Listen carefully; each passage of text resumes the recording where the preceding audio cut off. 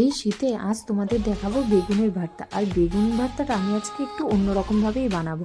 দেখো, প্রথমে বেগুনটাকে কেটে ভালো করে ধুয়ে নিয়েছিলাম, তারপর তার মধ্যে দিয়েছিলাম নুন, একটু হলুদ গুঁড়ো আর অল্প একটু চিনি দিয়ে ভালোভাবে মেখে নিয়েছিলাম। মেখে তেলের মধ্যে ছেড়ে দিয়ে ওইগুলোকে ভাজতে দিয়েছিলাম।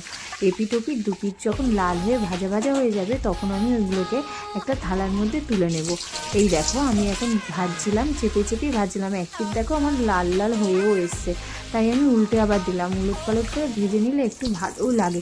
এবার আমি এগুলোকে তুলে নেব। দেখো, একটা একটা করে আমি থালার মধ্যে এগুলোকে তুলেও নিয়েছি। দেখো, রেডি আমার বেগুন ভাজা। এবার আমি বেগুন ভাজার তেলগুলোকে আলাদা একটা বাটিতে তুলে নিয়েছিলাম।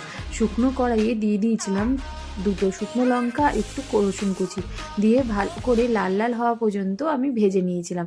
তারপরে দিয়েছিলাম দুটো পেঁয়াজ। পেঁয়াজগুলোকে কুচি করে ওই কড়াইয়ে আবার পেঁয়াজগুলোও ভেজে নিয়েছিলাম।